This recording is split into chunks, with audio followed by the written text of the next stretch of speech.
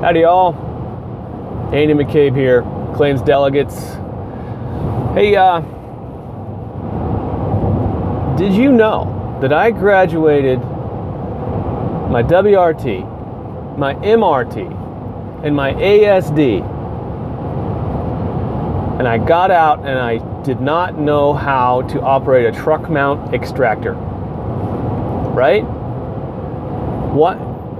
How does someone go through 3 IICRC courses from top-notch instructors and come out to a job back out of, what is that? What are those 3 courses? It's like 3 weeks worth of work or 3 weeks worth of class, right? And you get back out to your job and you cannot perform a basic function of that job.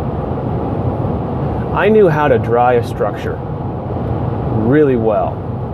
I could calculate mixed drying chambers and mixed DHUs, LGRs and desiccants.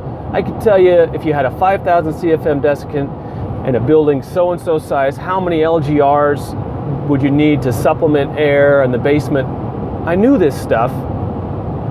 I couldn't extract your carpet if I had to because I didn't know how the machine worked. Okay, so I get some of the cleaning classes, all right, you get some hands-on, but I didn't know how to start the machine. So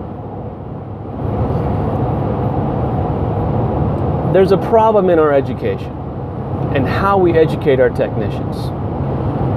And there's a big gap between what I think owners are expecting folks to know straight out of a WRT versus what they're really taught. So ASD, WRT, they teach you how to dry a structure, okay? There's no other courses out there besides the 24-hour tech, obviously, that teaches people how to make money on a job. That's what's important to me, right? Because how many things are there in a technician's job description?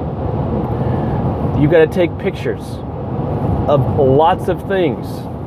You've got the source, you've got the risk, you've got secondary damage and maybe pre-existing damages. You've got pre-demo, you've got post-demo, you've got pictures of your equipment running. 7 different times in the process, you got to pull out a camera and take a picture. Where's that on a tick sheet? I've seen tick sheets. I worked for a Service Master franchise. Their water damage mitigation tick sheets were 5 pages, front and back.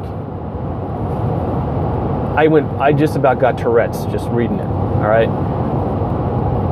There's not enough space in the world to put onto paper all the things that water damage technicians have to do in order to get the information back to the estimator who has to abide by some program rules that say we're not going to rent you equipment beyond 3 days, or please submit the photo package so I can review this file. I will not review this file without a photo package. It amazes me how many folks get into this business and look at the high margins, and it's all relative high margins, right? They look at the relatively high margins compared to construction and go, man, that's easy money. And that might have been the case once upon a time. It was easy money. When I started out in the late 90s, it was the freaking Wild West out there. And it was easy money. But now you've got the TPAs control everything, and everyone's taking a cut along the way, and you can't have the same water damage technician that you had in 1999 because the water damage technician is so much more of a data entry person and data logging person than they ever had to be before. And there's a lot of responsibility in that position, so why not make it easier on them? Give them a system that they can use that they don't have to reinvent the wheel every time out. They can they can systemize their process so they can be more efficient.